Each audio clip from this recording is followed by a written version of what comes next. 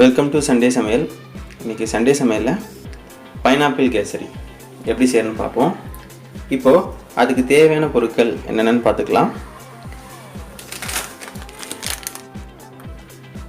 இன்றைக்கி நம்ம வறுத்த ரவை தான் யூஸ் பண்ண போகிறோம். ஆல்ரெடி வறுத்த ரவை தான் இன்றைக்கி நான் யூஸ் பண்ண போகிறேன். இப்போது இதோட மெஷர்மெண்ட் எல்லாமே இந்த டம்ளரில் தான் நான் மெஷர்மெண்ட் பண்ண போகிறேன். இந்த வீடியோ ஃபுல்லாக கவனிங்க, அப்போ தான் உங்களுக்கு மெஷர்மெண்ட் என்னென்னன்றது புரியும். ஸ்கிப் பண்ணாமல் பாருங்கள். ஒரு டம்ளர் வறுத்த ரவை,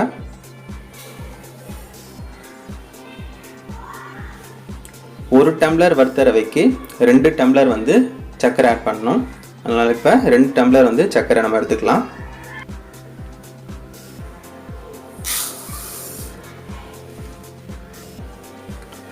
ரெண்டு டம்ளர் சர்க்கரை. இப்போ அடுத்ததாக நம்ம முந்திரி திராட்சை எடுத்திருக்கோம். பைனாப்பிள் இந்த மாதிரி சின்ன சின்னதாக கட் பண்ணி எடுத்திருக்கேன். 1 கப் எடுத்திருக்கேன்.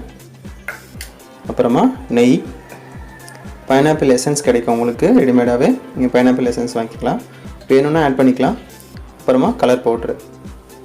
நான் இன்றைக்கி எல்லோ கலர் யூஸ் பண்ண போகிறேன்.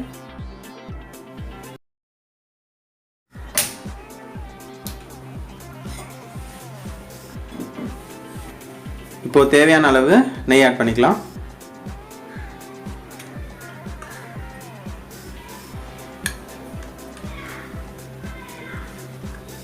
இப்போது நெய் நல்லா காஞ்சிருச்சு. இப்போ முந்திரி போட்டுக்கலாம்.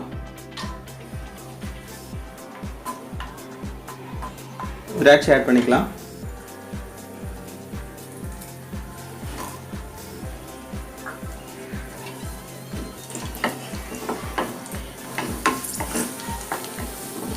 ரெண்டுமே வறந்துருச்சு.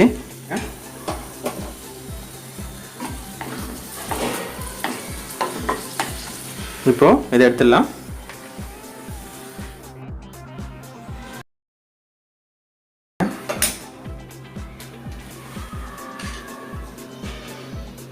இப்போ ஏற்கனவே அந்த முந்திரியும் திராட்சையும் வறுத்து வச்சோம்ல, அதே நெய் தான் இப்போ நான் எடுத்திருக்கேன்.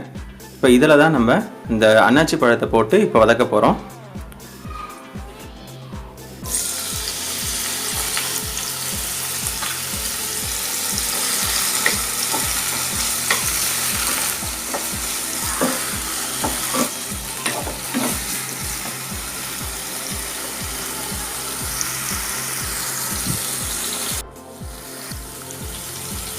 இதை ஒரு 3 மினிட்ஸ் வரைக்கும் வதக்குங்க. அதுக்கப்புறம் இப்போ இதில் நம்ம தண்ணி ஆட் பண்ணிக்கலாம். தண்ணி எப்படின்னா, இந்த ஒரு கிளாஸில் தான் நான் ரவை எடுத்தேன், வறுத்த ரவை. இதே கிளாஸில் 3 கிளாஸ் நீங்கள் தண்ணி ஆட் பண்ணணும். இப்போ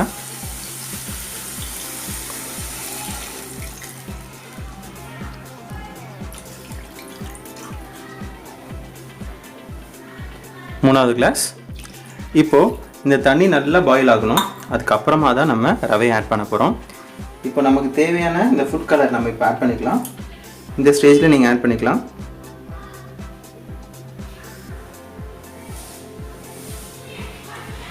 இன்றைக்கி நான் எல்லோ கலர் தான் எடுத்திருக்கேன்.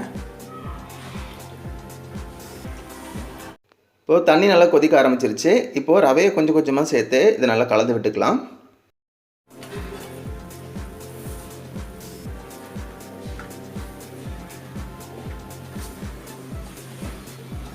இதை நல்லா மிக்ஸ் பண்ணி விட்டுக்குங்க. இப்போ ரவையை ஆட் பண்ண உடனே நீங்கள் அடுப்பை சிம்மில் வச்சுக்கோங்க. அடுப்பில் சிம்மில் வச்சுட்டு நல்லா மிக்ஸ் பண்ணி விட்டுட்டு ஒரு 2 or 3 மினிட்ஸ் வரைக்கும் அப்படியே இருக்கட்டும்.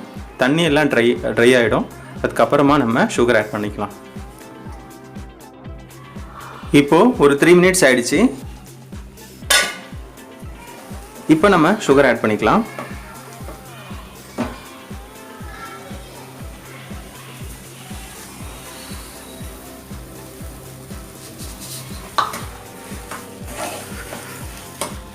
நல்லா மிக்ஸ் பண்ணி விடுங்க. கொஞ்சம் இலகி வரும். நல்லா மிக்ஸ் பண்ணி விட்டுக்கிட்டே இருங்க.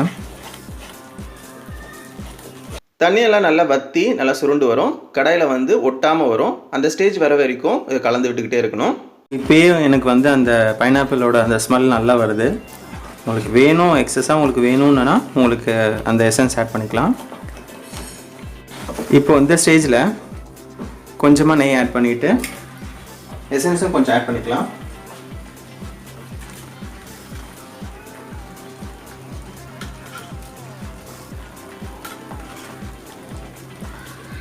இப்போது நமக்கு அந்த கேசரிக்கு தேவையான அந்த எசன்ஸையும் இப்போ நம்ம ஆட் பண்ணிக்கலாம். சும்மா ஒரு 2 ட்ராப் இருந்தால் போதும்.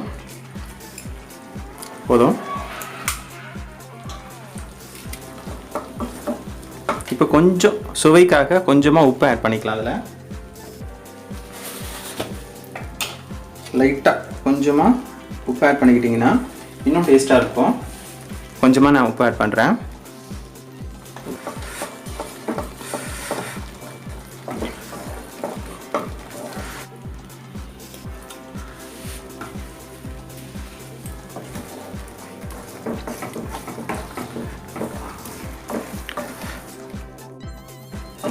இப்போது ஸ்டவ் ஆஃப் பண்ணிக்கலாம். அவ்வளோதாங்க. ஏற்கனவே வறுத்து வச்சுருக்க முந்திரி திராட்சையை இதில் ஆட் பண்ணிக்கலாம்.